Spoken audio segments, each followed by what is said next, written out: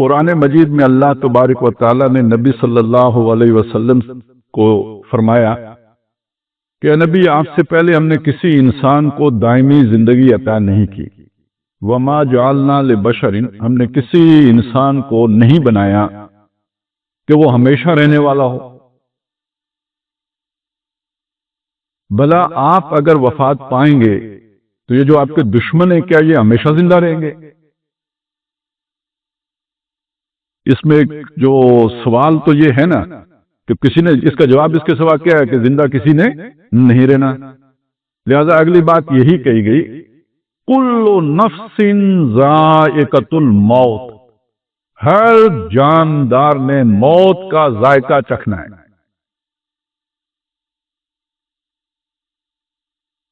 سمجھایا کیا گیا ہے کہ اس وقت جو کچھ بھی ہے یہ عارضی ہے، یہ مستقل نہیں ہے، یہ دائمی نہیں ہے۔ سورت مکی ہے، مکی دور میں عروج، طاقت، اقتدار کس کے پاس ہے؟ قریش کے پاس، سرداروں کے پاس، اور وہ اللہ کی مانتے ہیں؟ نہیں۔ نبی کے حمایتی ہیں؟ نہیں، نبی کے دشمن ہیں۔ تو اے نبی نہ آپ نے رہنا ہے نہ انہوں نے رہنا ہے۔ وَنَبْلُوكُمْ بِالشَّرِّ وَالْخَيْرِ فِتْنَةً، اور ہم تمہیں جانچتے ہیں، پرکھتے ہیں، آزماتے ہیں شر اور خیر کو فتنہ بنا کر۔ فتنہ کہتے ہیں کسوٹی کو، جس پر کوئی جانچا جاتا ہے، جیسے آپ ہوتے ہیں نا سنارے کے پاس کسوٹی ہوتی ہے، اس کو اب تو خیر اور طریقے دیکھنے کے، کمپیوٹر بتاتا ہے، پہلے یہی ہوتا تھا نا، اس کسوٹی پہ رگڑ کے دیکھتے تھے کہ سونا اصلی ہے یا سونا نکلی ہے۔ ہم نے تمہیں بنایا، دنیا میں بھیجا، آزمائش کے لیے بھیجا، الذی خلق الموت والحیات لیبلوکم ایکم احسن عملا، وہی ہے جس نے موت بھی بنائی، زندگی بھی بنائی، تاکہ وہ تمہیں جانچے، تمہیں پرکھے، تمہارا امتحان لے کہ تم میں سے اچھے عمل کرنے والا کون ہے۔ سورہ ملک کی دوسری آیت میں یہی بات آئی۔ اب وہ آزمائش کیسے ہوگی، وہ امتحان کیسے ہوگا، وہ بات یہاں پہ آئی۔ یہ جو کچھ بھی دنیا میں کسی کو خوشحالی ہے عارضی ہے، کسی کے پاس اقتدار ہے عارضی ہے، اور کوئی مشکل میں ہے، مصیبت میں ہے، تکلیف میں ہے، بیماری میں ہے، دکھ میں ہے، عارضی ہے، مر جائیں گے۔ کل نفس ذائقۃ الموت، اور یہ جو کیفیات ہیں اچھی ہیں یا بری ہیں، یہ آزمائش کے لیے، یہ امتحان کے لیے، انہی سے تو جانچا جائے گا۔ اب آپ اسے سادہ سا دیکھیں نا انداز میں تو کیا مطلب بنا؟ بہت سادہ بات یہ ہے کہ جو اللہ پر ایمان رکھتا ہے، جو اللہ کو اپنا رب مانتا ہے، جو یہ جانتا ہے کہ اللہ علیم اور حکیم ہے، اسے یہ پتا ہے کہ مجھے اللہ نے دنیا میں امتحان کے لیے بھیجا ہے، اور وہ مجھ سے سخت امتحان نہیں لے گا، جتنا میرے بس میں ہے اتنا امتحان لے گا۔ لا نکلف نفسا الا وسعها، جتنا میرا پوٹینشیل ہے اتنا ہی امتحان لے گا، اس سے زیادہ نہیں لے گا۔ اب اسے پتا ہے کہ اگر مجھے خوشحالی دی تو میں خراب ہو جاؤں گا، اور اسے پتا ہے کہ میں نے اگر اس پر بیماری اس درجے سے زیادہ کر دی تو بھی مایوس ہو جاؤں گا۔ اس نے مجھے بنایا ہے، اسے میرے بارے میں اتنا مجھے نہیں پتا اپنا جتنا اسے میرا پتا ہے۔ تو پہلی بات یہ ہے کہ وہ مجھ پر بوجھ میری وسعت سے زیادہ نہیں ڈالے گا۔ اور دوسری بات کیا ہے؟ دوسری بات یہ ہے، یہ وہ جانتا ہے کہ میرے لیے کیا چیز اچھی ہے، کیا شے بری ہے۔ اب دیکھیں یہاں تک بات آپ کی سمجھ میں اگر آئی ہو تو یہ خالص ایمان کی بات ہے یا نہیں؟ اب ایک آدمی کو اللہ نے دنیا میں بہت کچھ دیا ہے، اولاد نہیں دی، اس کا گلہ بنتا ہے، اس کا رب جانتا ہے کہ ہو سکتا ہے اولاد کی وجہ سے وہ خراب ہو جاتا ہے، یا اولاد اسے خراب کر دیتی، یا اولاد اس کے لیے سہانے روح بن جاتی۔ ایک آدمی ہے، اس کو اللہ نے اولاد دی ہے، ایک ہی بیٹا ہے، وہ بھی کسی موقع پہ اللہ نے اٹھا لیا، دیا تھا واپس لے لیا۔ اب بندہ سوچتا ہے اللہ اوروں کو تو نے 6 دیے، مجھے 1 دیا اور وہ بھی لے لیا، میرا کیا گناہ ہے؟ گلہ ہے نا، یہ گلہ بنتا ہے۔ میں ناسمجھ ہوں، میں جس چیز کو اپنے لیے بھلا سمجھتا ہوں ضروری نہیں وہ میرے لیے بھلائی ہو. میرا رب میرے بارے میں مجھ سے بہتر جانتا ہے، اسے خوب پتا ہے کیا صحیح ہے کیا غلط ہے میرے لیے. اس نے اگر واپس لے لیا تو اسی میں کوئی خیر ہوگا، اسی میں بھلائی ہوگی، اسی میں بہتری ہوگی. یہ تو پہلی بات ہوگی نا. اب آپ ویسے اس کا وہ سورہ کاف میں جو آتا ہے نا، وہ ایک بچہ جو قتل کر دیا تھا موسیٰ علیہ السلام، جن صاحب کو جا کے ملے تھے، اور فیض وہ حتی اذا لقیا غلاما فقتل، قتل کر دیا اس کو. دونوں جب اس سے ملے تو وہ جو خضر تھے انہوں نے بچہ قتل کر دیا. تو بعد میں اس کی وجہ کیا بتائی کیوں قتل کیا؟ اس کے ماں باپ جو تھے وہ نیک تھے، اس کا بڑا ہو کے سرکشی کرنے کا خطرہ تھا ان کے لیے، انہیں تنگ کرتا. تو اللہ نے یہ چاہا کہ یہ واپس لے کے اس کی جگہ پہ اچھا بیٹا ان کو دے دے. لیکن جب وہ مرا تو اس وقت کیفیت کیا ہوگی؟ وہ جو موسیٰ علیہ السلام نے اسے پوچھا کیوں قتل کر دیا اس کو، یہی بندہ بھی سوچتے اللہ کیوں چھین لیا مجھ سے. سمجھ آئی نا بات؟ کیوں چھین لیا مجھ سے؟ تو اگر ایمان کے حقائق معلوم ہوں تو پھر بندہ یہ گلا زبان پر نہیں لائے گا. کیا کرے گا؟ صبر کرے گا. اب دیکھیے آزمائش کی بات آئی ہے نا، وَلَنَبْلُوَنَّكُمْ بِشَيْءٍ مِّنَ الْخَوْفِ، ہم تمہیں آزمائیں گے، خوف بھی آئے گا تم پر. کبھی صحابہ کرام پر تھا، آج مسلمان سب خوف کا شکار ہیں. یہ ابھی ایران کی باری لگی ہوئی ہے تو یہ ایران پہ رک جائے گی کیا؟ یہ پورے مشرق وسطیٰ کی باری ہے، ایک کے بعد دوسرے کی باری لگے گی. یہ اندر جو ہے نا مرغیوں کا ڈربہ ہے، وہ بند ہے مرغیاں، اور باہر کسائی چھری لے کے موجود ہے. یہ یاجوج ماجوج سارے سمندروں میں آ گئے ہیں، اب وہ پکڑ پکڑ کے ایک ایک کو ذبح کرتے رہیں گے. اب یہ مصیبت آئی ہوئی ہے، ہم سب پر آئی ہوئی ہے نا. یہ ہمارے دکھ کی بات ہے، ہمارے افسوس کی بات ہے. علی کل شیء قدیر کون ہے؟ اللہ ہے. اور یہاں ذبح کون کر رہا ہے؟ امریکہ ہے. ٹھیک ہے، تو چاہیں تو آپ پھر یادیں کریں اللہ کدھر گیا ہے تو، یہ ہمارے ساتھ ظلم ہو گیا ہے اور تو کچھ بھی نہیں کر رہا، کیسا علی کل شیء قدیر ہے. ایسے لوگ ہیں یا نہیں ہیں؟ لیکن ایمان کا تقاضا کیا ہے؟ اسی میں کوئی بہتری ہوگی، اسی میں کوئی بھلائی ہوگی، اسی میں کوئی فائدہ ہوگا. یہ بات ابھی ذہن میں رکھیں. یہ خوف کی ایک کیفیت تاری ہوئی، کل کیا ہوگا ہو سکتا ہے اللہ بہت بہتر کر دے. ابھی ایک کیفیت ہے خوف کی، وَلَنَبْلُوَنَّكُمْ بِشَيْءٍ مِّنَ الْخَوْفِ وَالْجُوعِ، بھوک بھی آئے گی، سچ مچ بھی ہوگا، معاشی ناکہ بندی ہوگی اور کھانے کو نہیں ملے گا. وَنَقْصٍ مِّنَ الْأَمْوَالِ، مالوں کا معیشت بھی بیٹھے گی. آج کل ایران میں سنا ہے ڈالر جو ہے نا، ایک ڈالر کوئی 15 لاکھ ایرانی درہم کا یا دینار ہے ان کے، اس کا ہو گیا ہوئے. تو پھر معیشت کا آپ کو پتہ چلا پورا، یعنی آٹا آپ تھوڑا لے کے آئیں گے، تھیلا روپیوں کا بڑا بھر کے لے کے جائیں گے تو تب وہ تھوڑا آٹا آپ کو ملے گا. یہی صورت بن گئی نا، معیشت بھی بیٹھ جائے گی. نقص من الاموال والانفس، جانے بھی جائیں گی. وبشر الصابرین، اس سب کو جو جھیل جائے صبر کر لے اس کے لیے خوشخبری ہے. بات صبر کی ہوئی، جو تکلیفیں آئیں، مصیبتیں آئیں، مصائب آئے، اس پہ کیا کرنا ہے؟ گلا شکوا، صبر کرنا. ایمان کا تقاضا صبر ہے. اب آپ کو سمجھ آئی؟ یہ وہ جو آزمائش ہے وہ شر سے آزمائش کی صورت یہ بنی کہ جو تکالیف، مصائب، مصیبتیں آئیں ان پر صبر کرنا ہے، انہیں جھیلنا ہے. تو یہ گویا امتحان میں کامیاب ہو گئے. اور اگر گلہ کیا، جزا فضا کی، چیخنا چلانا شروع کر دیا، رونا دھونا شروع کر دیا، بین کرنے شروع کر دیے، امتحان میں ناکام ہو گئے. اب آ جائے دوسری آزمائش کیا جی؟ اللہ تعالیٰ دولت دے، اللہ تعالیٰ اقتدار دے، اللہ تعالیٰ جو ہے نا خوشحالی دے، جو من میں آئے وہ پورا ہو جائے، مٹی کو ہاتھ لگائیں سونا بن جائے. ایسا ہوتا ہے نا بعض لوگوں کے ساتھ. اللہ راضی ہے؟ وہ جس پہ تکلیفیں آ رہی ہیں اس سے اللہ ناراض تھا؟ نہیں، تو اس سے راضی ہے. یہ بھی امتحان ہے، وہ بھی امتحان ہے. ابھی وہ ممتحن ہے، وہ امتحان لے رہا ہے. اس میں راضی ناراض ہونے کی بات ہی نہیں ہے، سرے سے نہیں ہے. اور یہاں وہ کیا دیکھنا چاہتا ہے؟ یہ جو کچھ ملا ہے نا، اقتدار، اس پہ غرور کرتے ہو، تکبر کرتے ہو. یہ جو ملی ہے دولت، اس پہ اتراتے ہو، دوسروں کے اوپر گھمنڈ کرتے ہو، زوم میں چلے جاتے ہو. یہاں اس کے شکر گزار بنتے ہو، جیسے کہ حضرت سلیمان علیہ السلام شکر گزار بنے، جیسے حضرت داؤد علیہ السلام شکر گزار بنے. تو گویا صبر اور شکر یعنی یہ دو آزمائشیں ہیں، خیر اور شر. خیر ملے تو شکر اور شر آئے تو صبر. یہ وہ رویے ہیں جو بناتے ہیں کامیاب، امتحان میں سرخرو کرتے ہیں.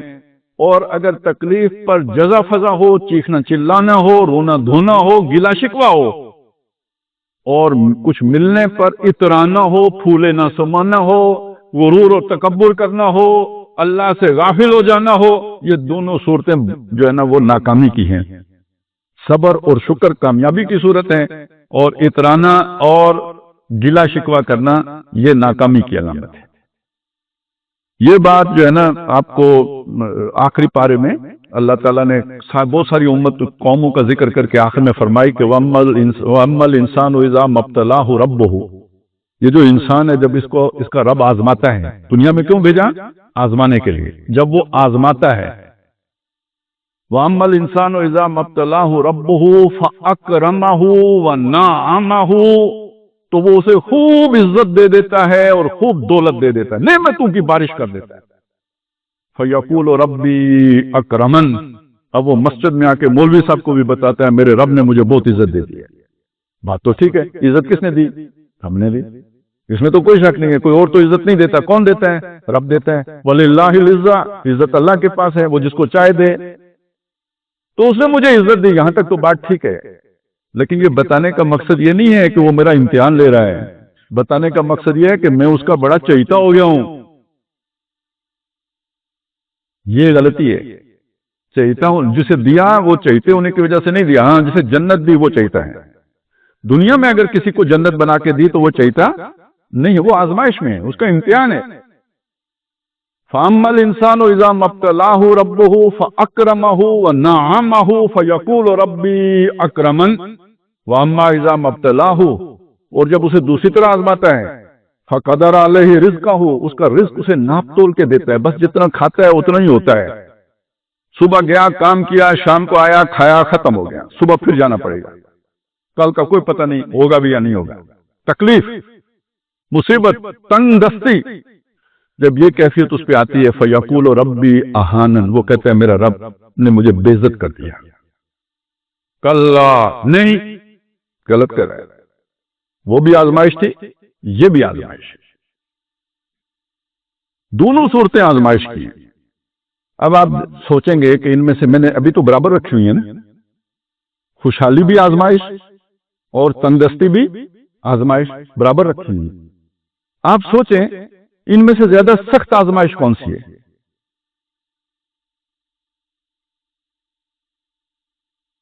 خود سوچیں. آپ کو لگے گا کہ جب آپ خوشحال ہوتے ہیں تو اللہ کو بھولنے کا زیادہ امکان ہوتا ہے. دیکھیں نا، میرے پاس دولت کی فراوانی ہے تو بیماری آئے گی تو ہاسپٹل بہت ہیں، اور ملک میں نہیں تو بیرون ملک سے. ہو گیا یا نہیں؟ میرے تعلقات بہت ہیں، کوئی مسئلہ بنا تو فون. اس کے مقابلے میں اس آدمی کا تصور کریں گے جس کے پاس کچھ نہیں، ککھ نہیں، وہ اسپرو خریدنے کے پیسے نہیں اس کے پاس، وہ کیا کرے گا؟ یا اللہ اس مصیبت میں پھنس گیا ہوں، تو نکاح. تو اللہ سے دور کون ہوا؟ جس کے پاس وسائل ہیں، اس کا توکل، اس کا بھروسہ، اس کی امید وسائل پہ ہو گئی، اور جس سے ہونی چاہیے تھی اس سے وہ غافل ہو گیا. تو سخت امتحان وسائل والا امتحان ہے. ٹھیک ہوگی نا؟ یہ بات سمجھ میں آ گئی نا؟ ویسے تو اس پہ میں اور بھی کافی گفتگو ہو سکتی ہے، لیکن میں صرف آپ کو ایک حوالہ دے دیتا ہوں، اس سے آپ کو سمجھ میں آ جائے گی. ایک صاحب نبی صلی اللہ علیہ وسلم کے پاس آئے، کہیں دور دراز سے دیہات سے آئے. آپ صلی اللہ علیہ وسلم نے ان سے پوچھا، اس بدو سے، کہ تمہیں کبھی بخار ہوا ہے؟ بخار تکلیف ہے نا، تمہیں کبھی بخار ہوا ہے؟ اس نے کہا وہ کیا ہوتا ہے؟ بخار کیا ہوتا ہے؟ آپ نے فرمایا یہ انسان کے گوشت اور چمڑی کے درمیان جو ہے نا یہاں پہ حرارت ہو جاتی ہے. میں اسے سمجھا بخار یہ چیز ہوتی ہے. انہوں نے کہا نہیں ہوا. آپ صلی اللہ علیہ وسلم نے اس سے پوچھا تمہیں کبھی سر میں درد ہوا ہے؟ اس نے کہا وہ کیا ہوتا ہے؟ انہوں نے فرمایا کہ یہ نسیں کچھ دب جاتی ہیں تو سر میں جو ہے نا درد ہونا شروع ہو جاتا ہے، کبھی ہوا نہیں، اس کے بعد وہ شخص چلا گیا۔ تو آپ صلی اللہ علیہ وسلم نے صحابہ کرام رضوان اللہ تعالی علیہم اجمعین سے فرمایا کہ اگر کسی نے جہنمی دیکھنا ہو تو اسے دیکھ لو۔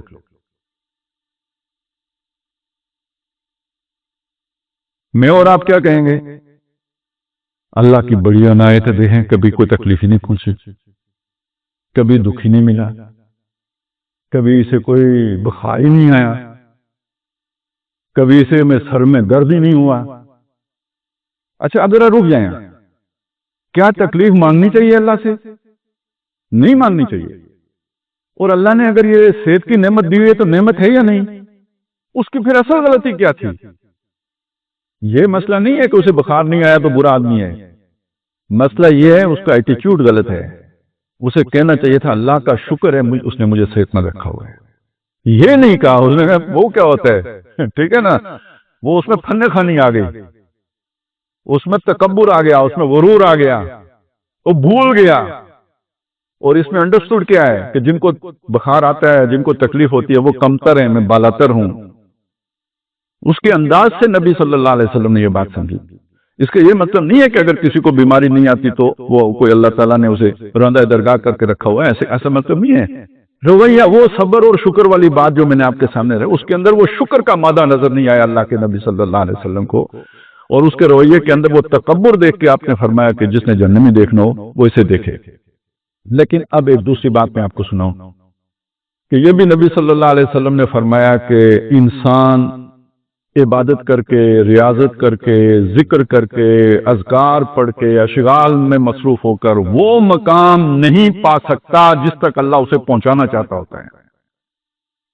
اللہ اسے ایک مقام تک لے کے جانا چاہتا ہے، وہ ان سارے نمازیں، روزے، ہر کام کر کے وہاں تک نہیں پہنچ سکتا، اتنا کام ہی نہیں ہوتا اس کا، اتنا اونچا اللہ اسے لے جانا چاہتے ہیں۔ تو اللہ تعالیٰ اسے تکلیفیں دیتا ہے، ان پر جب وہ صبر کرتا ہے تو اللہ تعالیٰ اسے اس مقام کا مستحق قرار دے۔ تو یہ اب میرا خیال ہے یہ والا مضمون تو ہمیں بالکل صحیح طرح سے سمجھ آ گیا۔ اب میں اصل میں یہ میری تمہید ہے ساری، میں نے ایک مضمون آگے آپ کے سامنے بیان کرنا ہے۔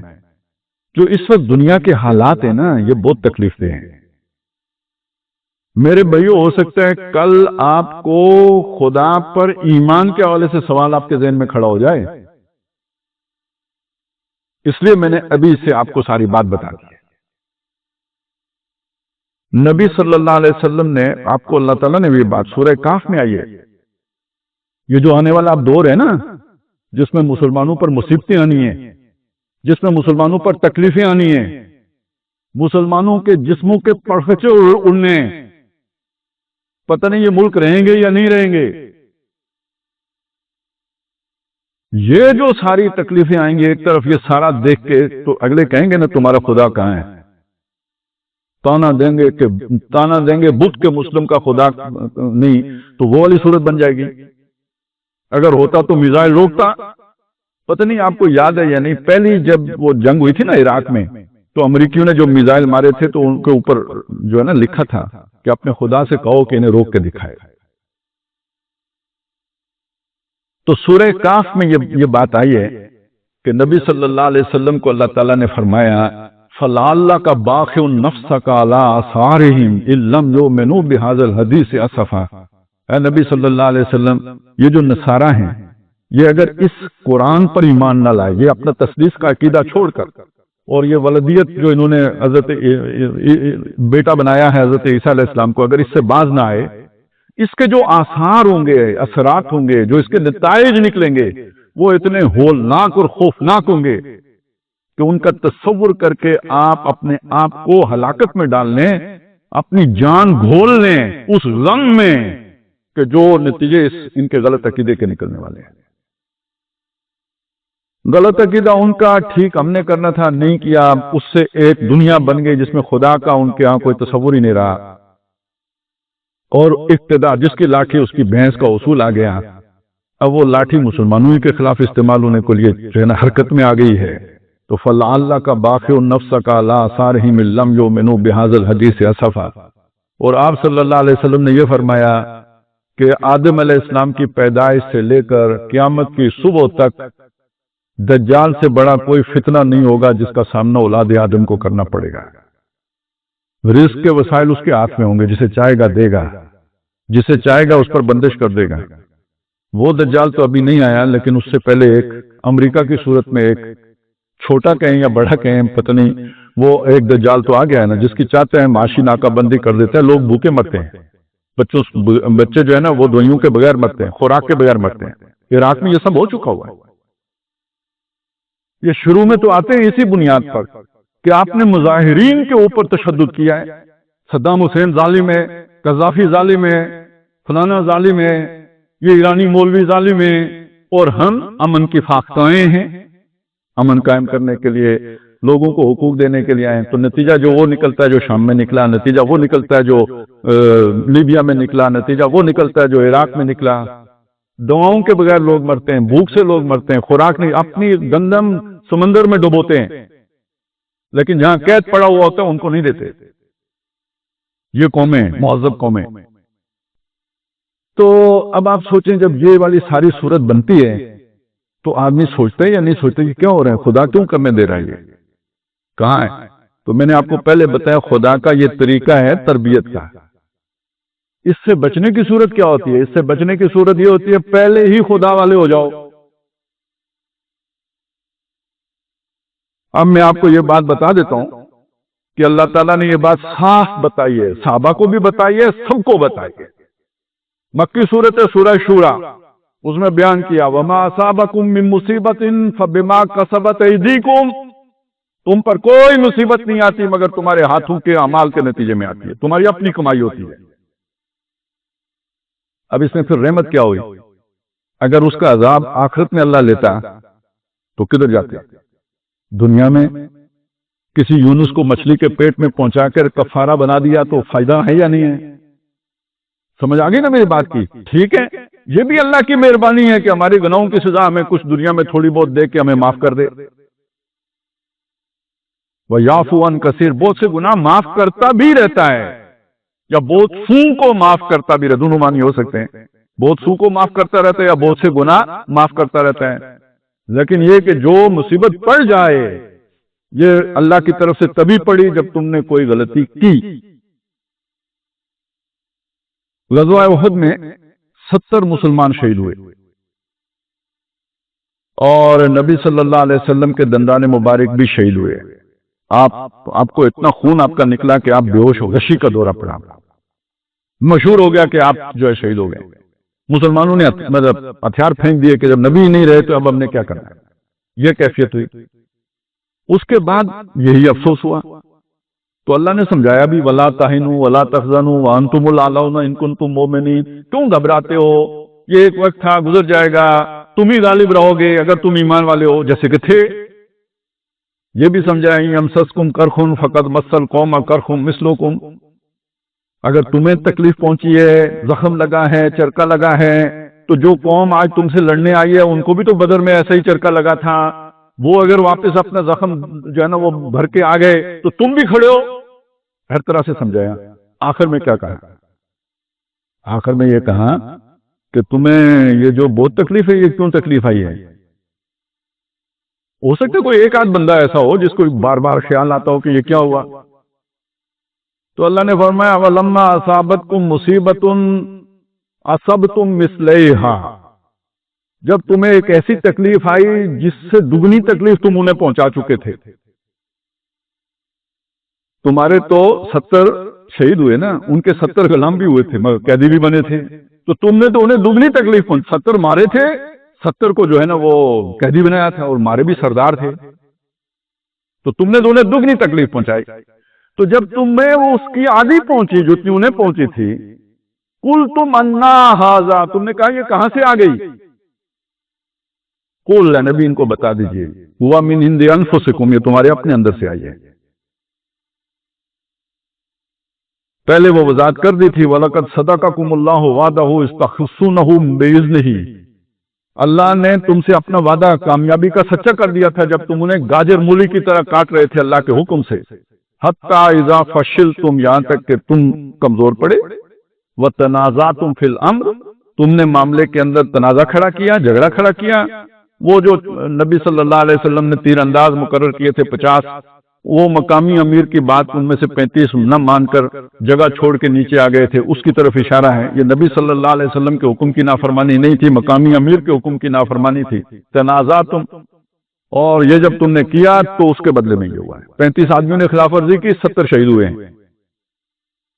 اب آپ کو سمجھ آ گئی نا کہ جو بھی مصیبت آتی ہے ہماری اپنی کسی غلطی اور کوتاہی کے نتیجے میں آتی ہے.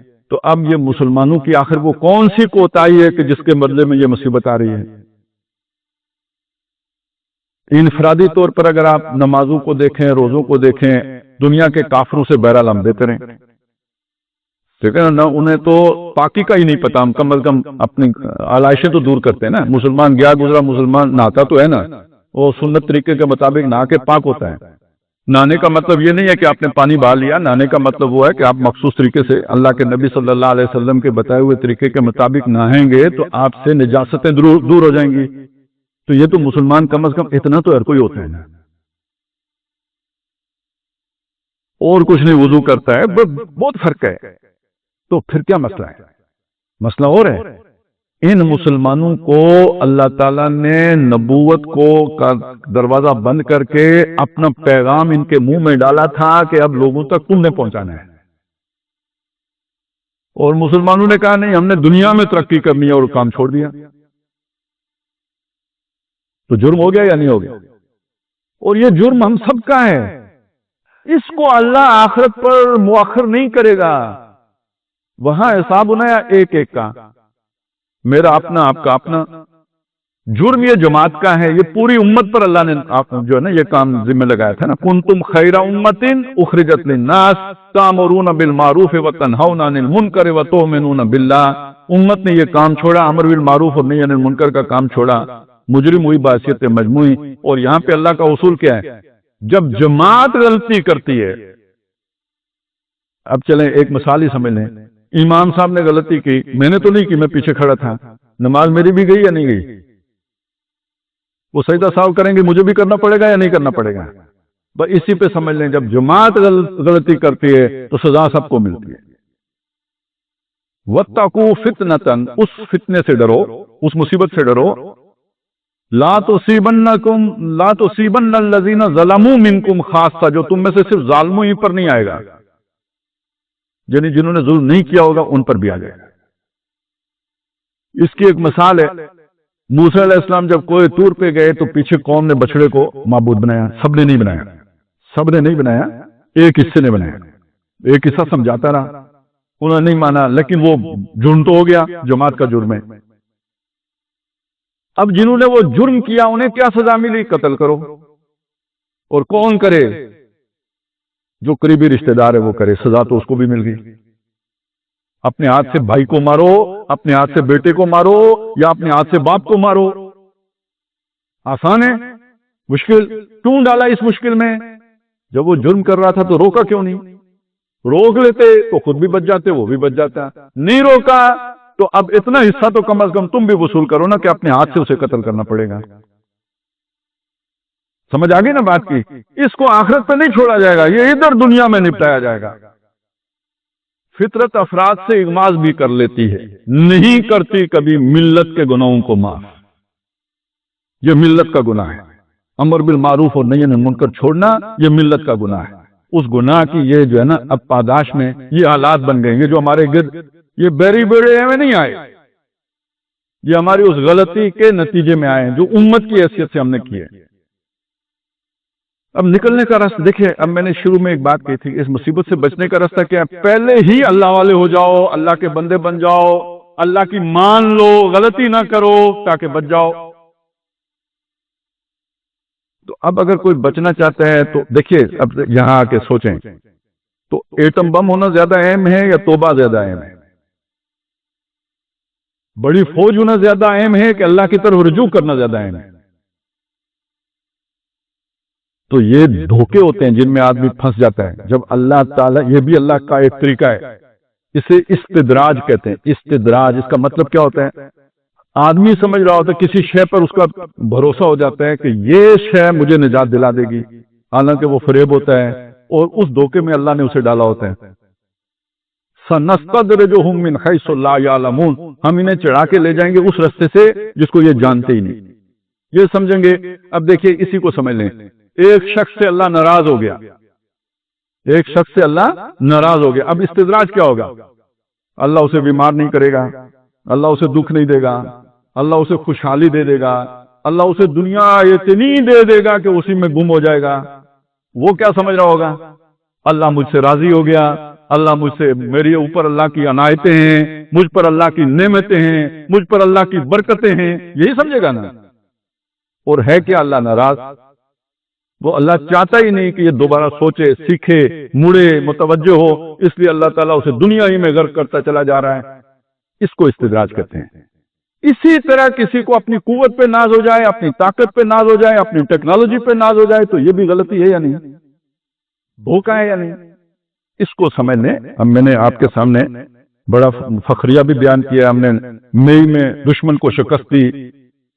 بہت بڑی بات ہے، بہت بڑی بات ہے. اب وہ شکست دینا اگر ہمیں مغرور بنا دے، متکبر بنا دے، تو مجھے بتائیں نا پھر وہ استدراج ہے یا انعام ہے؟ استدراج ہے. وہ شکست دینا ہمیں اللہ تعالیٰ کا شاکر بنا دے، شکر گزار بنا دے، اس کی طرف متوجہ کرنے والا بنا دے، اور جو ہے نا اس کی طرف جھکنے والا بنا دے. نعمت ہے. اب دیکھیں جب یہ چیزیں ہم دیکھتے ہیں کہ ہم کیا کر رہے ہیں، قانون وہ پاس کر رہے ہیں جو اللہ کی شریعت کے خلاف. اب دیکھیں نا ابھی جو تازہ ترین ایک قانون پاس ہوا ہے ہماری اسمبلی میں. کیا قانون پاس کیا جی؟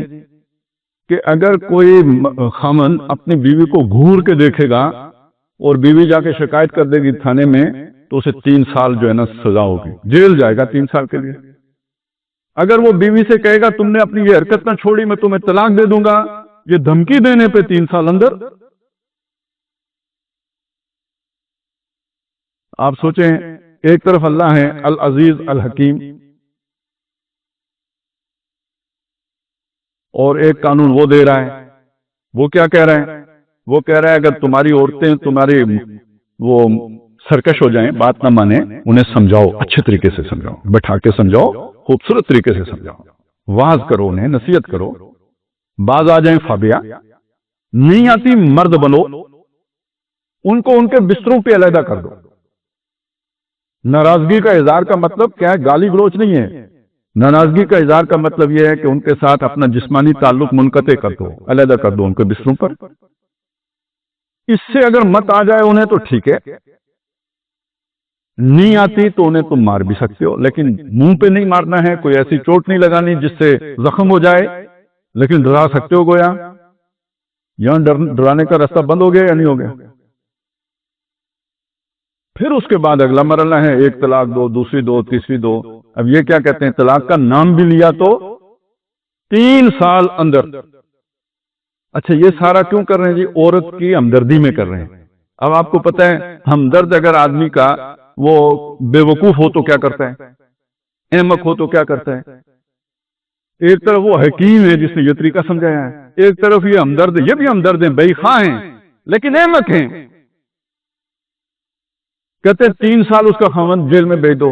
اب پیچھے اسے کھلائے گا کون؟ اس کے بچوں کو کون پالے گا؟ یہ تو ریڑھی لگاتا تھا تو شام کو لا کے اسے کھلاتا تھا نا. اب اسے کون کھلائے گا؟ اور وہ جو 3 سال کے بعد واپس آئے گا آ کے دھمکی دے گا یا عمل کرے گا؟ جس کی وجہ سے وہ 3 سال اندر رہ کے آیا ہے وہ واپس آ کے اب کیا ضرورت ہے دھمکی دینے کی؟ یعنی دھمکی دینے سے ہو سکتا تھا کہ اس کی عقل ٹھکانے آ جائے. آپ نے دھمکی کا راستہ ہی بند کر دیا، یعنی سیدھا پیر مارنا ہے. یہ ہمدردی کی ہے. مجھے ویسے ہر بری بات کے اندر بھی کوئی خیر کا پہلو ہوتا ہے. مجھے ایک آیت سمجھ میں آئی، اس سے پہلے اتنی نہیں سمجھ میں آئی تھی جتنی، تھوڑی بہت پہلے بھی سمجھ تھی، اب زیادہ سمجھ آ گئی اس کی. کہ سورہ جن میں وہ جن جنہوں نے قرآن سنا نا، وہ جا کے نا اپنی قوم سے کہتے ہیں کہ وَيَقُولُ سَفِيهُنَا عَلَى اللَّهِ شَطَطًا، اللہ کے بارے میں ہم میں سے جو بے وقوف آدمی تھا نا وہ بڑی بڑی باتیں کرتا، وہ بے وقوف ان کا سردار، ٹھیک ہے نا، طرح طرح کی باتیں اللہ کے بارے میں کرتا تھا. تو وہ قوم جس کے بڑے بے وقوف بن جائیں اس کا بیڑا غرق. گمڑ، پتہ نہیں کیا لفظ استعمال کروں، اسٹوپڈ، جو آپ مرضی جو نا اس کے لیے کہیں، کہ جن کو سمجھ نہیں قوم کیا ہوتی ہے، قوم کی امامت کیا ہوتی ہے، لوگوں کے معاملات کیسے سلجھتے ہیں، ان کی خیر خواہی کے تقاضے کیا ہیں، کون سا قانون جو ہے وہ فساد برپا کرنے کا باعث بنے گا، گھر توڑنے کا باعث بنے گا، پتہ ہی نہیں، اور ٹھکا ٹھک قانون بنا رہے ہیں۔ یہ ہوتا ہے بندر کے ہاتھ میں استرا آنا یا ماچس آنا، دونوں طرح کے آپ محاورے استعمال کرتے ہیں۔ تو جب اس طرح کے لوگوں کے ہاتھ میں قانون سازی کا اختیار آ جائے تو وہ ایسے قوانین بنائیں گے کہ معاشرے کا شیرازہ بکھیر دیں گے۔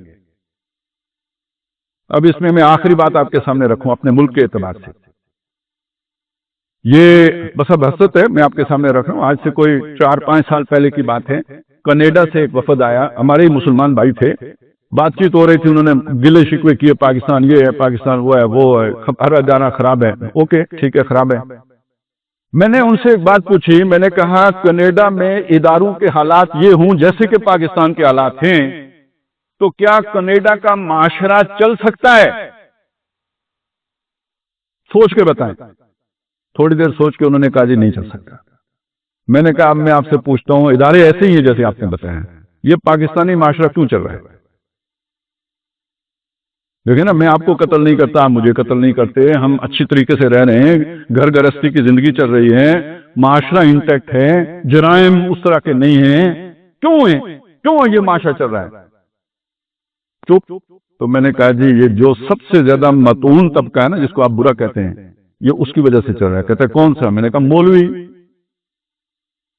آج بھی لوگ مسجد جاتے ہیں، کوئی خدا کی بات سنتے ہیں، ان کے دل میں کوئی خدا کا خوف پیدا ہوتا ہے، پڑوسی کے ساتھ اچھا سلوک کرنا ہے، بیوی کے ساتھ یوں کرنا ہے، وہ جو کوئی تبلیغی جماعت کے ساتھ گیا، کوئی سیکھ کے آ گیا، وہ جتنا کچھ اس کی زندگی میں آتا ہے وہ اس معاشرے کو چلا رہا ہے، نہ پولیس چلا رہی ہے نہ عدلیہ، سارے نائل گمڑ،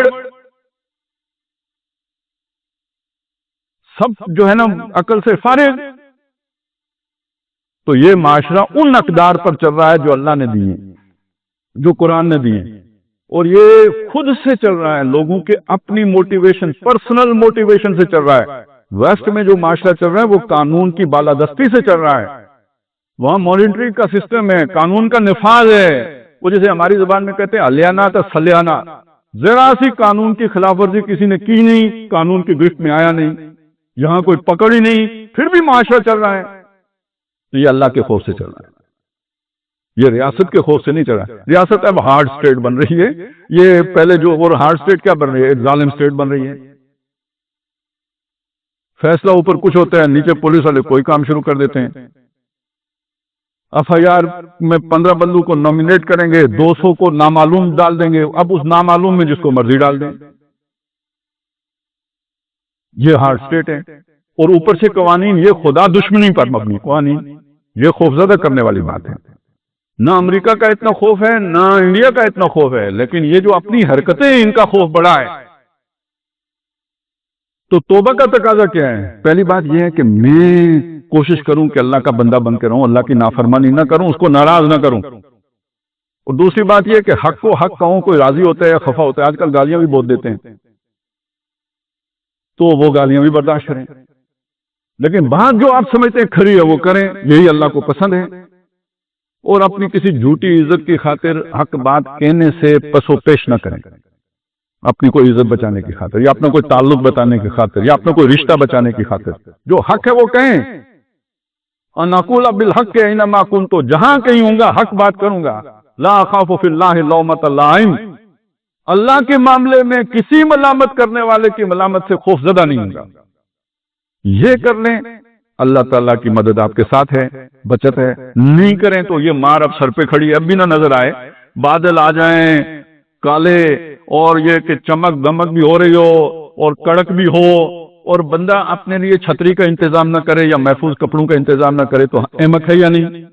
اب پورے حالات امت مسلمہ کے اوپر بن گئے ہیں تباہی کے یا نہیں بن گئے؟ اس کے بعد بھی حرکتیں یہ کریں اللہ کو جو ہے نا وہ ناراض کرنے والی، تو وبال تو پھر پڑنا ہے۔ باقی آخر میں یہ بات بھی عرض کر دوں کہ مجھے بہرحال اس ساری امت مسلمہ کے سے امید ہے، وہ نہیں ختم ہوئی، لیکن اپنی حصے کی مار کھانے کے بعد، کیونکہ ہم بہت مست ہو گئے، نافرمانیاں اختیار کر لی ہیں، اللہ کے مشن کو پیٹ دکھا دی، تھوڑی کچھ جتنا اللہ مناسب سمجھتا ہے اتنی درگت بنے گی، اور پھر تائب ہوں گے تو اللہ تعالیٰ دستگیری بھی فرمائے گا، وہی اٹھائے گا۔